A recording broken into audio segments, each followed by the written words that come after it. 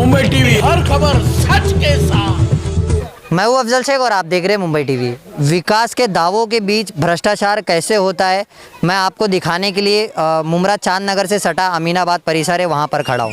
ये परिसर की हालात आप देखिए कि कैसे जो है 2 साल हो चुके हैं टेंडर निकले हुए, लेकिन रास्ता जो है वैसे का वैसे ही है।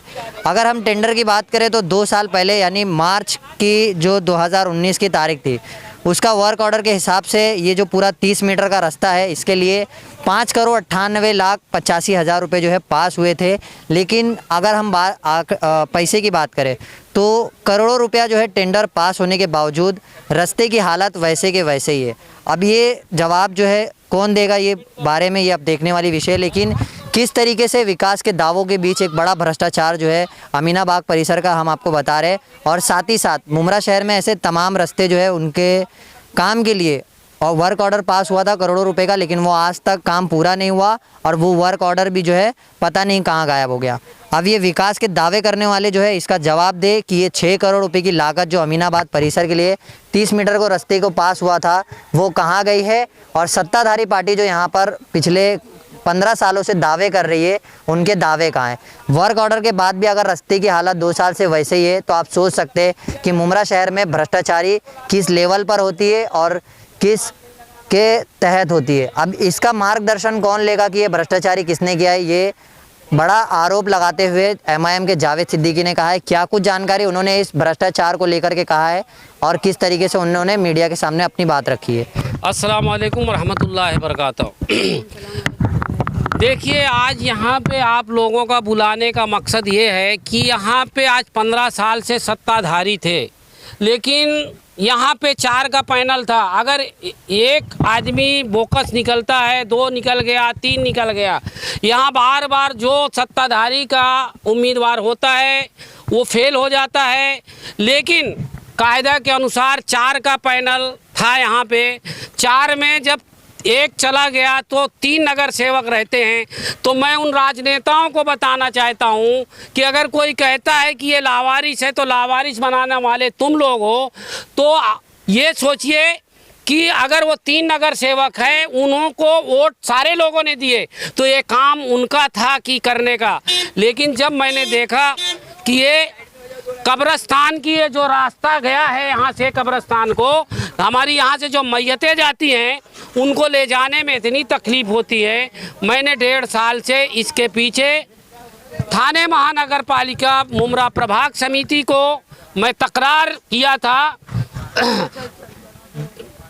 2 मार्च 2021 को। फिर उसके बाद दूसरा मैंने तकरार किया 23 जुलाई 2020 को। कंटिन्यू में तकरार करता था कि यहाँ की जनता को आने जाने का कोई सुविधा नहीं है। तो प्रभाग समिति के इंजीनियर ने कहा कि भाई ये काम जो हमारे हाथ में नहीं, ये टीएमसी थाने का हाथ में है। 1 साल के बाद मुझे जवाब दिया गया, लेकिन मुझे पता था कि ये लोग ये काम पेंडिंग इसलिए रखते हैं कि इलेक्शन आएगा तो इसको खोबा कर देंगे ताकि लोग उनको वोट दे, इसलिए ये 1.5 साल से 2 साल से काम में पड़ा था। फिर उसके बाद मैंने माहिती अधिकार के अंतर्गत थाने महानगर पालिका को एक अर्जी किया कि ये रोड जो है 5,85,98,000 रुपया जो पास हुआ है, ये 1 साल का मुद्दत था। ये मुद्दत होके तकरीबन 2.5 साल हो गया है। आज तक ये देख सकते हैं आप, ये रोड ऐसी पड़ा है और टेंडर जो है, ये वर्क ऑर्डर मेरे हाथ में है, वर्क ऑर्डर ख़त्म हो गया। तो मैं टीएमसी के अधिकारी को फिर कल मैं गया भारी बारिश में कि भाई इस रास्ते का क्या हुआ, हमारे यहाँ से जो जनाजा जाते हैं, यहाँ से जो लोग गुजरते हैं, ये गंदा पानी से निकलते हैं, क्या ये आपको दिखता नहीं है? तो उन्होंने कहा भाई ये हमारे हाथ में नहीं है। फिर मैंने उनको सवाल किया, तुम्हारे हाथ में पैसा कमाने के लिए है? गटर आप देख लीजिए, कब्रस्तान से लेके आप जो है सागर बिल्डिंग तक तोड़ दिया गया बगैर वर्क ऑर्डर से, बगैर वर्क ऑर्डर से, बगैर फाइल पास किए। लेकिन वो हो सकता है, लेकिन ये ज़रूरत की चीज़ कब्रस्तान में जाने के लिए इनके पास काम का कोई ठिकाना नहीं है।